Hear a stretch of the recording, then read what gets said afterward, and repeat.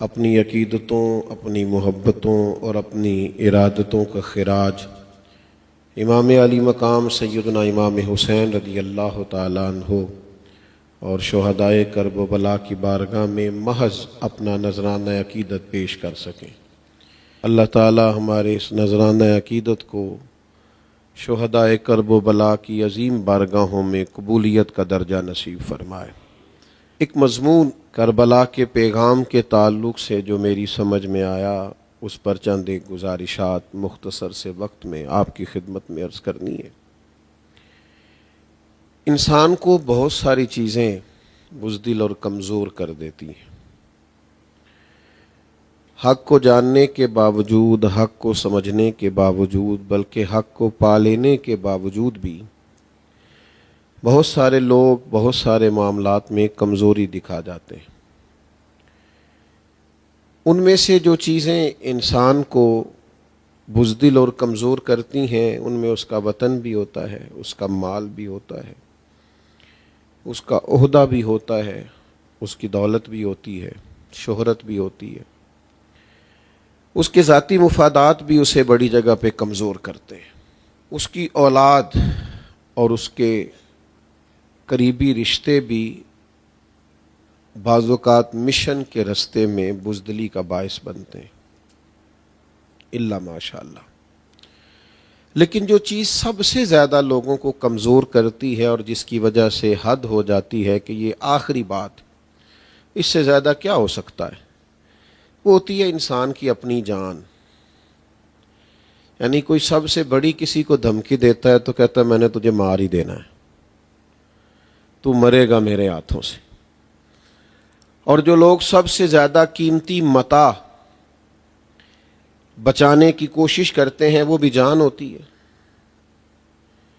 اور جان اتنی قیمتی چیز ہے کہ دین یہ کہتا ہے کہ اگر آپ کو جان کے لالے پڑ جائیں اور آپ کو اپنی زندگی خطرے میں محسوس ہونے لگے تو دین کے کسی بنیاد کا وقتی طور پر لفظوں سے انکار بھی کرنا پڑے تو کر لو، جان بچا لو۔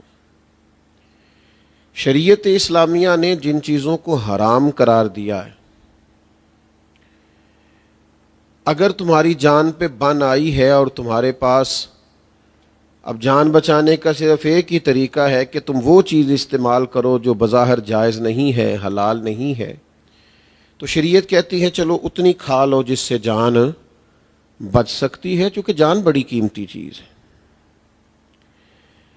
جان کو شریعت نے بڑا درجہ دیا، لیکن یہ کہ اگر یہ جان حق کے رستے میں رکاوٹ بننے لگے اور انسان اپنی جان کی فکر اس حد تک کرنے لگے کہ حق کے رستے میں آنے لگے، تو پھر اس کا مطلب یہ ہے کہ اس کی ذات کا بت اس قدر زیادہ اس کے سامنے آ گیا ہے کہ اب یہ احقاق حق سے بھی اس کو مانع ہونے لگا ہے۔ تو پھر حکم شریعت یہ ہے کہ تمہیں نہ اپنی جان سے بڑھ کر اللہ اور اس کے رسول سے پیار کرنا۔ ایک مثال ہے ہمارے سامنے کتب احادیث میں، سیدنا فاروق اعظم رضی اللہ تعالیٰ عنہ کھرے سچے نکھرے اور پاکیزہ باطن رکھنے والے لوگ تھے۔ انہوں نے آ کے عرض کی، یا رسول اللہ صلی اللہ علیہ وسلم، میں نے گھر بیٹھ کے تجزیہ کیا ہے اور میں نے غور و غوض کیا ہے، مجھے آپ ہر چیز سے زیادہ پیارے ہیں، لیکن مجھے محسوس ہوتا ہے مجھے اپنی جان آپ سے بھی زیادہ پیاری۔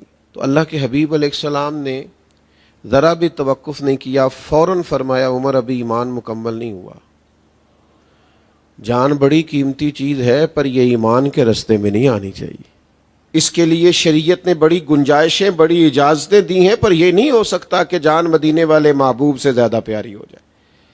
یہ جب جان کی باری آئے اور ایمان کی باری آئے تو پھر جان جاتی ہے تو اعظم بلا سے اپنی وہ ہستی ہی کیوں نہ ہو، جو چیز اس کی راہ میں حائل ہو پھونک دو، جلا ڈالو، بھلے اپنی جان ہو۔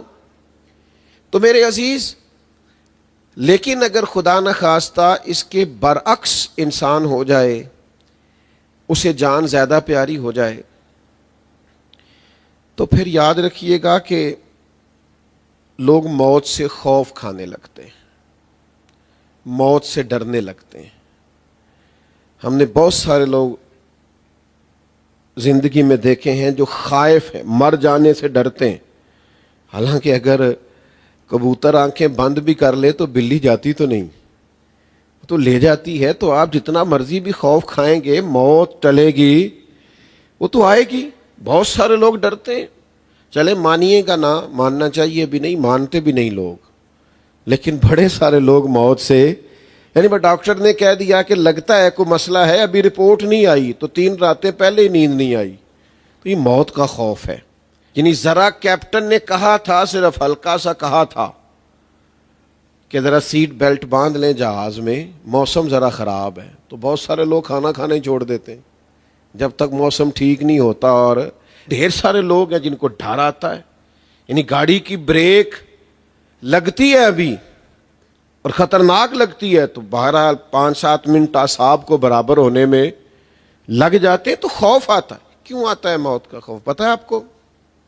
جب دنیا سے پیار ہو جائے، جب زندگی آرام دہ ہو جائے، جب بہت سارا مال تجوریوں میں انسان جمع کر لے، جب اس کو محسوس ہو کہ وہ جو میرا بیڈ روم ہے اس کے اندر میں نے اتنی آسانیاں جمع کر لیں کہ وہاں وہ مجھے کوئی تنگ نہیں کرے گا، اور میرا فریزر انواع و اقسام کی غذاؤں سے بھرا ہوا ہے، اور میرے ایک ٹیلی فون کال پہ ہر چیز میرے دروازے پہ آ جاتی ہے، جب پورے طور پر بندہ دنیا اکٹھی کر لے پھر بزدل ہو جاتا ہے، ڈرنے لگتا ہے، خوف آتا ہے، مرنے کو جی نہیں چاہتا، دل دنیا سے لگ گیا۔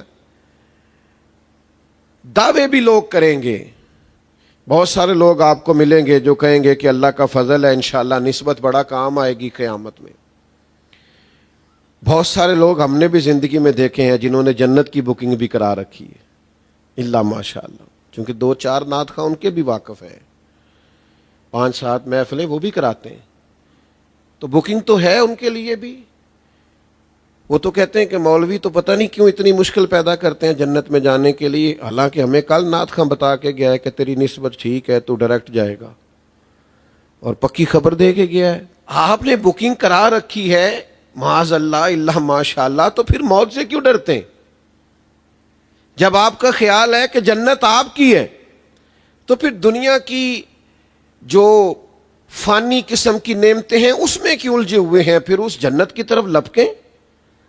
جب آپ کا خیال ہے کہ آپ کی نسبت بڑی تگڑی ہے، مضبوط ہے، اور آپ کے علاوہ کوئی جائے گا ہی نہیں، تو پھر تو آپ کو فٹافٹ جنت کی طرف رخ کرنا چاہیے۔ میدان کربلا کا جو سب سے بڑا پیغام ہے وہ یہ ہے کہ حق کے رستے میں جان کی پرواہ نہیں کرنی، اولاد کی پرواہ، سٹیٹس کی پرواہ، دولت کی پرواہ، حق کا رستہ ہے، جو جاتا ہے جائے، اس لیے کہ انہیں پتا تھا ہم نرے جنتی نہیں، ہم تو جنتیوں کے سردار ہیں، تو اگلا گھر ہمارے لیے تیار ہے، اس لیے فٹافٹ موت کو گلے لگایا، فٹافٹ شہادت کو قبول کیا۔ لیکن جو لوگ دعوے کرتے پھرتے ہیں، میں نے قرآن مجید کی جو آیہ مبارکہ تلاوت کی ہے نا، یہ سورہ بقرہ کی آیت نمبر 94، یہودی کہا کرتے تھے، یہ بھی سورہ بقرہ میں موجود ہے، وہ کہا کرتے تھے جنت میں محض ہم جائیں گے، کوئی اور نہیں جائے گا۔ دعویٰ کرنے میں کون سا کو ٹائم لگتا ہے؟ جنت میں صرف ہم جائیں گے، ہم اللہ تعالیٰ کے پیارے ہیں، لاڈلے۔ اللہ تعالیٰ نے نا ان یہودیوں کو ایک بات کہی جو سورہ بقرہ میں موجود ہے، فرمایا محبوب یہ کہتے ہیں نا جنت میں ہم جائیں گے، تو کل ان کانت لکم الدار الآخرۃ عند اللہ خالصۃ من دون الناس، آپ ان سے فرمائیں کہ اگر آخرت کا گھر اللہ کے نزدیک خالص تمہارے لیے ہے، باقی سب لوگوں کو چھوڑ کر تمہارا خیال ہے کہ ہم ہی جائیں گے، خالص ہمارے لیے ہے، اور یہ وہ کہا کرتے تھے، تو فرمایا صرف ایک بات آپ ان سے کریں، فتمنوا الموت، ان سے کہو موت کی تمنا کرو۔ موت کی، بھئی جنت میں مر کے جانا ہے نا، تو پھر ان سے کہو فتمنوا الموت ان کنتم صادقین، اگر سچے ہو تو موت کی تمنا کرو، پھر کرو دعا کہ یا اللہ چونکہ جنت ہماری ہے اور کوئی اور جائے گا ہی نہیں، خالصۃ من دون الناس، سب لوگوں کو چھوڑ کر خالص ہم جنتی ہیں، یہ یہودیوں کا دعویٰ تھا۔ لیکن اللہ فرماتا ہے کرو نہ پھر موت کی تمنا، کہو نہ ان کنتم صادقین، اگر تم سچے ہو۔ تفسیر بغوی میں حدیث موجود ہے، نبی کریم علیہ السلام نے فرمایا گر یہودی اس آیت کے بعد موت کی تمنا کر لیتے کہ یا اللہ ہمیں موت دے، اگر وہ کہہ دیتے تو اسی وقت مر جاتے سارے۔ اللہ فرماتے کرو نا بھئی موت کی تمنا، اگر تمہیں خبر ہے کہ جنت تمہاری ہے اور تمہارے علاوہ کوئی نہیں جائے گا تو موت کی تمنا کرو۔ پھر فرمایا وَلَن يَتَمَنَّوْهُ أَبَدًا بِمَا قَدَّمَتْ أَيْدِيهِمْ، یہ کبھی محبوب موت کی تمنا نہیں کریں گے، یہ کبھی نہیں کریں۔ کیوں نہیں کریں گے؟ انہیں پتہ ہے ہم نے آگے کیا کرتوت بھیجے ہوئے۔ جس کو اپنے کرتوتوں کا پتہ ہو وہ موت کی تمنا، ان کو پتہ ہے ہم نے آگے کے لیے کیا بھیجا ہے۔ موت کی تمنا تو کرے فاروق اعظم، حضرت عمر کریں، پڑھو نا بخاری، ہر روز ہی کریں اور ہر نماز کے بعد ہی کریں۔ اللہم ارزقنی شہادتاً فی سبیلک، یا اللہ کبھی اپنے رستے میں شہادت کی موت دے دینا، لیکن یا اللہ موت اپنے نبی کے شہر میں دینا، شہادت ملے اور تیرے نبی کے شہر میں مدینہ بھی نہیں چھوڑنا چاہتے۔ شہادت کی دعا کریں یہ لوگ، شہادت کی۔ کون؟ جن کو پتہ ہے کہ ہمیں ہمارے نبی پاک نے بتایا ہے کہ تم نے نیکی کیسے کرنی ہے، گناہ سے کیسے بچنا ہے۔ یہ موت کی تمنا کرتے تھے، یہ دعا کرتے تھے، پر کس موت کی؟ شہادت کی موت کی۔ ویسے موت کی تمنا کرنا منع ہے، بخاری شریف میں موجود ہے، حضور علیہ السلام نے فرمایا دنیاوی مشکلات سے گھبرا کر موت کی تمنا نہ کرو۔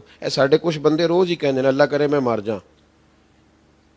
وہ گھر میں ہلکی سی لڑائی ہوئی نہیں اور اپنے آپ کو بد دعائیں دی نہیں، بہت بڑا جرم ہے، کبیرہ گناہ ہے۔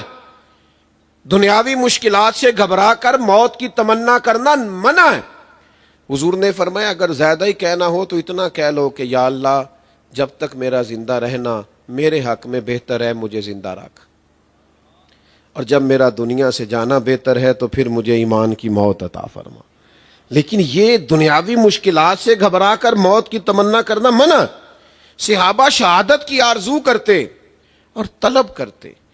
یہ بدر سے لے کر کربلا تک یہ سارا نصاب شہادت ہے، یہ سارا عنوان شہادت ہے، یہ ساری زندگی دعائے شہادت، یہ صبح اور شامیں صرف منزل شہادت کی طرف بڑھنے کے لیے۔ ان لوگوں کو پتا تھا اصل گھر تو ہمارا آخرت ہے، تو شہادت ملے گی تو آخرت میں جا کے وہ بڑا گھر پائیں گے۔ یاد رکھنا یہ جو چاروں جانب موت کا خوف ہمیں ستاتا ہے، اسی بنیاد پر تو باطل ہمیں ڈراتا ہے۔ یہ جو بار بار ہم خوف کھاتے ہیں، ڈر جاتے ہیں، سہم جاتے ہیں، اور بہت سارے لوگوں کے ہاتھ پیر پھولنے لگتے ہیں موت کے نام سے، تو میرے بھائی یاد رکھنا یہ جو لوگ میدانوں میں نکل آتے تھے نا، انہیں تو مستی چڑھی ہوئی ہوتی تھی شہادت کی۔ ایک خط ہے، امام طبرانی نے ایک خط نقل کیا ہے، حضرت خالد بن ولید رضی اللہ تعالیٰ عنہ نے جب ایرانیوں کے خلاف جہاد کا اعلان کیا نا، اس وقت جب ایران کو فتح کیا تھا اور اسلام ایران میں پہنچا تھا، تو جناب خالد بن ولید رضی اللہ تعالیٰ عنہ نے نا ایک خط لکھا تھا اہل ایران کو۔ وہ خط بڑا انوکھا ہے، بڑا حسین ہے، بڑا خوبصورت ہے۔ اجمی لوگ، ایرانی لوگ، بلکہ اسلام سے پہلے تو سارے لوگ ہی شراب پیتے تھے، تو کچھ دیر کے لیے شراب کی مستی چڑھتی تھی، نشہ چڑھتا تھا۔ تو حضرت خالد بن ولید رضی اللہ تعالیٰ عنہ ایرانیوں کو مخاطب کر کے کہنے لگے یہ ہمیں اتنی مستی ہے، اتنا نشہ ہے شہادت کا کہ جتنا نشہ تمہیں شراب کا نہیں ہوتا، ہمیں اس سے بڑھ کر بھی شہادت کا نشہ ہے۔ یہ حضرت خالد بن ولید رضی اللہ تعالیٰ عنہ نے، یہ امام طبرانی اس روایت کو لائے۔ اگر آپ کبھی اس نقطے کو سمجھ جائیں اور جناب خالد بن ولید رضی اللہ تعالیٰ عنہ کی اس بات کو آپ سمجھ جائیں، یعنی کچھ نشے ہوتے ہیں وقتی طور پہ چڑھتے ہیں اتر جاتے ہیں۔ کہا تمہیں شراب کا نشہ ہے، لیکن وہ تھوڑی دیر کے لیے مستی تمہیں چڑھتی ہے پھر اتر جاتی ہے۔ ہمیں شہادت کا نشہ چڑھا ہوا ہے، اور جن کو شہادت کا نشہ ٹر جائے نا، وہ پھر اسی طرح کرتے ہیں کہ جب وہ کسی میدان میں جاتے ہیں تو کشتیاں جلا کے جاتے ہیں۔ وہ جب ارادے کرتے ہیں تو پھر رزلٹ کیا نکلے گا اس کی پرواہ نہیں کرتے, نتائج سے بے خوف ہو کر میدانوں میں اترتے, تو تر شروع ہو کے گالی ہزار دے, یہ وہ نشہ ہی نہیں جسے کوئی ترشی اتار دے. یہ ایسا نشہ چڑھ گیا ہے کہ آپ جتنی مرضی ترش چیز لے کے آئیں یہ اترے گا. اور یہ بڑا ذوق والا نشہ ہوتا تھا کہ لوگ دعائیں مانگتے تھے, اپنے اندر تڑپ پیدا کرتے تھے, شوق پیدا ہوتا تھا. اور اتنا شوق پیدا, یہ نشہ کتنی دیر تک چڑھتا ہے اور کہاں تک جاتا ہے, یہ بھی ذرا ترمذی کی حدیث سماعت فرمائیے. نبی کریم صلی اللہ تعالی علیہ وآلہ وسلم نے حضرت جابر ابن عبداللہ کو بلایا جب ان کے والد حضرت عبداللہ ابن عمر شہید ہو گئے نا احد میں. تو حضرت جابر ابن عبداللہ سے سرکار دو عالم صلی اللہ علیہ وسلم کلام کرنے لگے. تو حضرت جابر ابن عبداللہ تھوڑے غمزدہ ہو گئے. عرض کی حضور والد شہید ہو گئے ہیں, بہنوں کا بوجھ ہے, قرض چڑھے ہوئے. تو اللہ کے حبیب علیہ السلام نے نا بات کا رخ ایک اور عظیم بات کی طرف پھیرا. حضور فرمانے لگے تمہیں بتاؤں تمہارے والد کو شان کیا ملی, اس شہید کو اللہ نے مرتبہ کیا دیا. یا رسول اللہ بتائیے. تو اللہ کے حبیب فرمانے لگے جو بھی شہید ہوا ہے رب نے اس پر پردے ڈال کے کلام کیا ہے. جب تیرے والد شہید ہوئے ہیں تو اللہ نے بے پردہ کلام فرمایا ہے. تو حضرت جابر ابن عبداللہ بڑے سیانے تھے. یہ صحابہ جو تھے یہ حضور کے مزاج کو جانتے تھے. جب یہ کہا نا کہ بغیر پردوں کے کلام کیا تو فوراً ان کی طبیعت میں اور طلب پیدا ہوئی, آنکھیں اور کھل گئیں, ذوق اور بیدار ہو گیا. یعنی اب وہ پوچھ رہے تھے حضور اگر آپ کو یہ پتہ ہے نا کلام کیا ہے تو پھر یہ بھی پتہ ہے کیا کلام کیا ہے. پھر وہ دو چار باتیں بھی اگر ہو جائیں نا تو کمال ہو جائے. تو حضور فرمانے لگے جابر جب تمہارے والد رب کے حضور پیش ہوئے تو اللہ کریم نے بے پردہ کلام فرمایا اور فرمایا عبداللہ مانگیے کچھ. اللہ کرے آپ کو سمجھ آئے. یعنی خدا خود میر مجلس بود, اللہ نے فرمایا مانگیے کچھ, مالک کریم نے. تو یہ شہادت کا نشہ اتنا تگڑا ہوتا ہے کہ حضرت عبداللہ ابن عمر عرض کرنے لگے, حضور فرماتے ہیں وہ رب کی بارگاہ میں عرض کرنے لگے مالک عرض یہ ہے کہ اگر ایک دفعہ پھر دنیا میں بھیجے نا اور پھر تیرے نبی کی قیادت میں جہاد ہونا, میرا ذرا دوبارہ شہید ہونے کو دل کرتا ہے. یعنی یہ وہ نشہ ہے, وہ کوئی اور ہیں جو پانی ملا کے پیتے ہیں. یہاں تو قلم لگی ہم بوتل ہلا کے پیتے ہیں. کہا وہ یہ تو معاملہ ہی کوئی تھوڑا انوکھا ہے, یہ اتنا نرالا نشہ ہے. لوگ کہتے ہیں جناب علی اکبر بھی چلے گئے تھے کربلا میں, جناب قاسم بن حسن 17-18 سال کی عمر میں چلے گئے تھے. میں نے کہا تم نے وہ ذائقہ چکھا ہی نہیں نا شہادت والا, تم نے وہ چکھا نہیں, تمہیں کیا پتا ہو. لوگ کہتے ہیں اتنے جنازے اٹھا کے بھی امام حسین دلیر تھے. میں نے کہا تمہیں اس ذائقے کا پتا نہیں, اے پوچھونا نو جنہ پیتی آ پھر ہونا تے کی بیتی آ جناد وچکارے توڑ دیتی جئی نیتی جئی نہ نیتی آ. یہ تو اس سے پوچھ جو اس کا آشنا ہے, جسے پتا ہے کہ یہ اصل کیف ہوتا کیا ہے شہادت والا, یہ درد کیا ہے, یہ ذوق کیا ہے. تم اس رستے کے مسافری نہیں ہو, دور کھڑے ہو کے سوال پہ سوال کیے جا رہے ہو کہ انسان کے اعصاب کیسے برداشت کرتے, تمہیں پتہ نہیں. یہ ایک باقاعدہ لطف ہے, یہ ایک باقاعدہ سرور ہے, یہ شہادت ایک لذت ہے, یہ ایک کیف ہے. کبھی آپ نے دیکھا گھروں میں قرآن اندازی ہوتی ہو باپ بیٹے کی, اکثر نہیں ہوتی. کس بات پہ ہونی ہے؟ اور اگر کسی گھر میں باپ اور بیٹا قرآن ڈالیں اور ڈالیں اس بات پہ کہ پہلے میں نے شہید ہونا ہے, کوئی کیف تو ہے نا, پیچھے کوئی داستان ہے اس کے, کوئی لذت تو ہے نا میرے بھائی. یہ ایسے ہی تلواریں چمک گئیں, یہ ایسے ہی لوگ دعائیں مانگتے رہے صبح شام, کچھ اس کے پیچھے ایسا کیف تھا. حضرت سعد رضی اللہ تعالیٰ عنہ بیٹے ہیں جناب خزامہ والد ہیں. بدر والے دن باپ کہتا میں نے جانا ہے, بیٹا کہتا میں نے جانا ہے. کہاں؟ نران کا گان سیر کرنے کے لیے. یہ جو آپ نے رکھے ہوئے نا ششمائی چکر جس میں لڑائیاں ہوتی ہیں گھروں میں, میں نے ادھر جانا ہے, میں نے ادھر جانا ہے, یہ تربیت تھی میرے نبی پاک کی. یہ ذوق تھا رسول کریم کا دیا ہوا. باپ کہتا میں نے جانا ہے, بیٹا کہتا میں نے جانا ہے, ادھر آؤ میدان کربلا میں. تپتا ہوا بخار امام زین العابدین کو, بظاہر کھڑے ہوں تو ٹانگیں کپ کپائیں, لیکن اپنے والد امام علی مقام کا بازو تھام کے کہنے لگے ابا جی ابھی تو میری باری ہے جانے کی. آپ بات کو سمجھیں, بظاہر نکاحت ہے لیکن اندر جو لذت آشنائی ہے. اقبال کہتے ہیں دو عالم سے کرتی ہے بیگانہ دل کو, عجب چیز ہے لذت آشنائی. یہ کوئی عجیب قسم کی لذت ہے, عجیب کہ بندہ طلب کرتا ہے باقاعدہ کہ مجھے شہادت نصیب ہو جائے. حضرت سعد اپنے والد سے کہنے لگے ابا جی میں آپ کے حکم کا پابند ہوں, پر اگر شہادت کا مسئلہ نہ ہوتا, جنت کا مسئلہ نہ ہوتا تو میں نافرمانی نہ کرتا. میں نے کو نہیں آپ کو جانے دینا, باری میری ہے. تو پھر رزلٹ آخر میں فیصلہ یہ ہوا کہ چلو قرآن اندازی نہ کر لیں. تو قرآن اندازی کی گئی, قرآن پتر کے نام نکل آیا بیٹے کے. لیکن مزے کی بات یہ کہ ایک جنگ میں بیٹے گئے, اگلی میں والد چلے گئے. پچھلی لڑائی میں, جنگ میں, جہاد میں صاحبزادے شہید ہوئے تھے, تو اس سے اگلی میں والد شہید ہوئے. میں کیسے آپ کو عرض کروں کہ ہم نے ڈرایا ہے اپنے بچوں کو موت سے.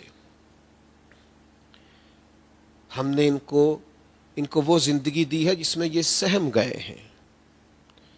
ہم نے آنے والی نسل کو صرف جینے کی لذت سے آگاہ کیا ہے, حالانکہ مر جانے کی بھی لذت ہے, حالانکہ موت بھی مومن کے لیے تحفہ ہے, حالانکہ اگر وصال کا شوق ہو تو موت ایک پل ہے, اس کے پار جائیں تو یار سے ملاقات ہوتی ہے. ہم نے اپنے بچوں کو کمزور کر دیا. مجھ سے ناراض نہ ہونا, وہ ماں کیا انقلاب اپنے بچے کے دل میں بھر رہی ہے جو اسے کہتی ہے بیٹا سو جا بلی آ گئی ہے. جس بچے کو آپ نے بچپن سے بلی سے ڈرایا ہے اور کاکروچ سے ڈرایا ہے, وہ کل کو شیر بنے گا, میدان میں نکلے گا. سناؤ اپنے بچوں کو قصے خیبر و خندق کے, کرو تو صحیح ارادہ. سناؤ اپنے بچوں کو قصے خیبر و خندق کے, کہانی سن کے حیدر کی دلوں سے ڈر نکلتے ہیں. ہم اپنی بھی تو داستانیں سناتے ہیں نا. تو مشورہ دیا شاعر نے, وہ کہتا ہے سناؤ اپنے بچوں کو قصے خیبر و خندق کے, اس لیے کہ کہانی سن کے حیدر کی دلوں سے ڈر نکلتے ہیں. ان کو طاقتور اعصاب دو, مضبوط اعصاب دو, تگڑی بات دو. اور یہ ایک لذت ہے, یہ ایک کیف ہے. بڑے مخلص تھے حضرت عبداللہ ابن عباس, بڑے مخلص تھے حضرت عبداللہ ابن عمر, بڑے مخلص تھے حضرت عبداللہ ابن زبیر. امام حسین کے پاس آ کے کہا حسین نہ جائیے گا, لیکن امام نے فرمایا میں نے جانا ہی جانا ہے. وہ مخلص بھی تھے, مشورہ بھی صاحب دے رہے تھے, لیکن امام کو پتا تھا کہ میرا تعلق ہی شہداء کے گھرانے سے ہے, میرے والد علی بھی شہید. تو جو مزاج شہادت کا ہے, اور بڑے بھائی حضرت مولا علی کے بھائی جعفر طیار بھی شہید, اور امام حسین کے بھائی امام حسن بھی شہید. تو جب سارے شہید ہیں تو پھر یہ احقاق حق کے لیے تو آگے جانا ہے. پھر جان کی پرواہ کرنا یا بچوں کو دیکھنا یا گھر بار کے لیے فکر مند ہونا, یہ پیغام کربلا سے نہیں آتا. کربلا سے پیغام یہ آتا ہے کہ ساری چیزیں بعد میں, حق کا رستہ پہلے, شریعت کی بات پہلے, ارادہ پہلے. عورتیں بعض اوقات کمزور ہوتی ہیں, اور ان کی آنکھوں کے آنسو اور ان کی بتائی ہوئی باتیں اور ان کی تڑپ بعض اوقات دوسروں کو بھی کمزور کرتی ہے. لیکن نبی کریم صلی اللہ تعالی علیہ وسلم نے اس طرح کی تربیت فرمائی تھی کہ عورتوں میں بڑی مضبوطی تھی, ان کے اندر بڑی طاقت تھی, فکری توانائی تھی. میں پھر آپ کی خدمت میں عرض کروں گا کہ ہم نے نا آنے والی نسل کو کمزوریاں بانٹی ہیں, ہم نے آسانیاں بانٹی ہیں. یعنی میرا بچہ ذرا سی بات پہ ضد کرتا ہے تو یہ ضدی آپ کی سہولیات نے کیا اسے. آپ ہر چیز لا کے دے دیتے ہیں تو یہ بھی بعض اوقات زیادتی ہوتی ہے. کچھ چیزوں سے منع تو کرو تاکہ اسے پتہ بھی چلے کہ بعض اوقات زندگی میں کچھ نہ بھی ملے تو پھر بھی صبر کرنے کی عادت ہونا چاہیے. ہم نے وہ توانائیاں جو ان کی ذہن کے لیے، ان کے دل کے لیے، ان کی روح کے لیے اور مستقبل میں جو انہوں نے کردار زمانے میں ادا کرنا تھا، اس کے لیے جو توانائیاں ضروری تھی وہ ہم نے ان کو نہیں دی. اور آج میں دیکھتا ہوں بڑے بڑے باصلاحیت لوگ ہیں، کوئی کام نہیں کرتے، کوئی محنت نہیں کرتے، کوئی جدوجہد نہیں کرتے، کچھ آگے نہیں بڑھتے، کاوشیں نہیں کرتے. وہ کہتے ہیں میرے لیے بڑا ہے، میں مطلب اب کہاں نکلوں، بس ٹھیک ہے، سہولیات ہیں.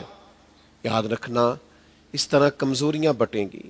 آنے والے وقت کے اندر وہ جو اسلام کی نشت ثانیہ کے لیے ہم نے کوشش کرنی، اور جو عربوں میں غیر مسلم ہیں ان کو دین کے قریب لانا ہے. وہ جو اقبال نے ہمیں کہا تھا وقت فرصت ہے کہاں، کام ابھی باقی ہے، نور توحید کا اتمام ابھی باقی ہے، بڑا لمبا کام کرنا ہے. لیکن اس کے لیے شرط یہ ہے کہ ہم فکری طور پر مضبوط ہوں. دیکھیے حضرت خنسا رضی اللہ تعالی عنہ،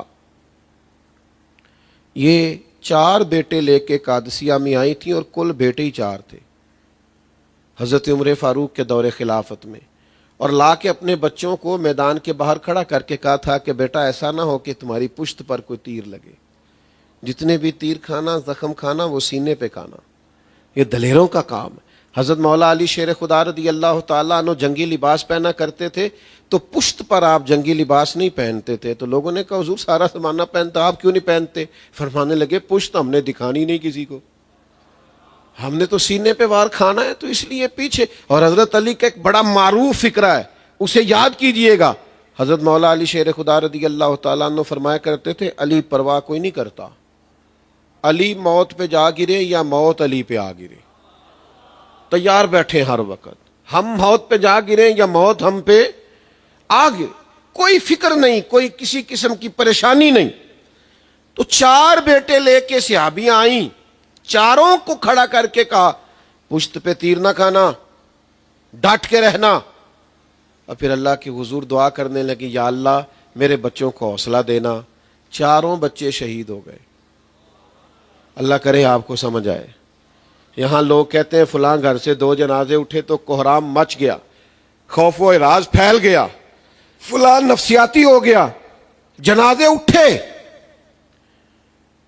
4 بچے شہید ہو گئے. لیکن ماں کیا دعا کرتی ہے؟ کہتی مالک میری قربانی بھی قبول فرما، اور جہاں تو میرے شہیدوں کو جگہ عطا کرے نا، ان کے قریب ان کی ماں کو بھی جگہ عطا کرنا. امام علی مقام رضی اللہ تعالیٰ عنہ کے ساتھ جو خواتین گئی ہیں نا میدان میں، ہمارے ہاں تو ایک رواج بن گیا نا، کچھ لوگوں کا مزاج ہے کہ وہ مصائب سنا کے، کیونکہ وہ مصائب بھی سنائیں گے تو کام بنے گا. میں نے بہت پہلے کہا تھا، پھر کہتا ہوں، ہم ہائے حسین والے نہیں ہیں، ہم تو واہ حسین والے ہیں. جو جواں بیٹے کی میت پہ نہ رویا وہ حسین، جس نے سب کچھ کھو کے پھر بھی کچھ نہ کھویا وہ حسین.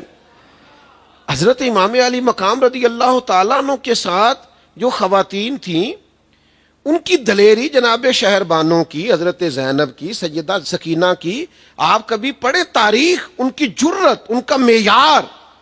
اس لیے کہ انہوں نے تو شہادت کا نصاب روز کی بنیادوں پہ پڑھا تھا.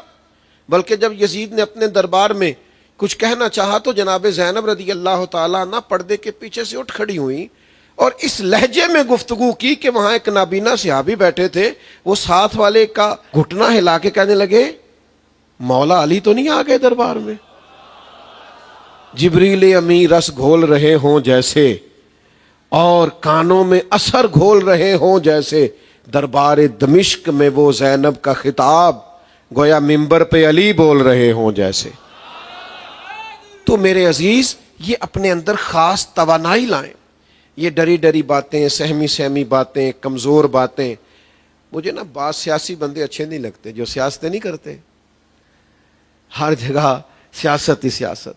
وہ کمزور ہوتے ہیں، وہ کہیں کو ڈٹ کے چونکہ انہوں نے، ناراض نہ ہوئیے گا، کسے باشد کسی کی بات کر رہا ہوں، کیا طریقہ ہوتا ہے کہ انہوں نے گروپ بنتے ہیں غیبتوں سے، غیبتیں چھپ کے ہوتی ہیں، اور جو کام چھپ کے ہو وہ بزدلوں والا ہوتا ہے. آپ ڈٹ کے رہیں، کسی کے ساتھ ہوں تو تب بھی ڈٹ کے، مخالف ہوں تو تب بھی ڈٹ کے. یعنی شکست کھائے کسی سے تو پانی پانی ہو، دعا کرو کہ دشمن بھی خاندانی ہو. وہ بندہ مطلب جو کرے، پیار کرے تو تب بھی ڈٹ کے، اور اختلاف کرے تو تب بھی ڈٹ کے. یہ کمزوریاں جو ہمارے معاشرے میں پائی جاتی ہیں نا، تو اس لیے اس معنی میں غیر سیاسی ہو جائیں. یہ رویے درست نہیں ہے کہ جہاں بھی گئے کوئی نہ کوئی گروپ بھی نیا قائم کیا. اس سے بھی خرابی ہوتی.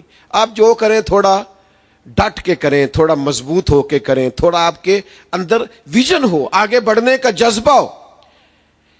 امام علی مقام رضی اللہ تعالیٰ عنہ کی شہادت کے بعد حضرت عبداللہ ابن زبیر رضی اللہ تعالیٰ عنہ یزیدی فوج کے خلاف اٹھ کھڑے ہوئے تھے. آپ کی والدہ حضرت صدیق اکبر رضی اللہ تعالیٰ عنہ کی بیٹی حضرت اسماء بنت ابی بکر جو غار ثور میں حضور کو کھانا پہنچایا کرتی، وہ نابینا ہو گئی تھیں.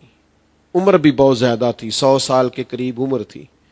تو جب یزیدی لشکر حملہ آور ہوا تو حضرت عبداللہ ابن زبیر کے کچھ ساتھی شہید ہو گئے، کچھ آپ کو چھوڑ کے چلے گئے. تو آپ اپنی والدہ کی خدمت میں حاضر ہوئے.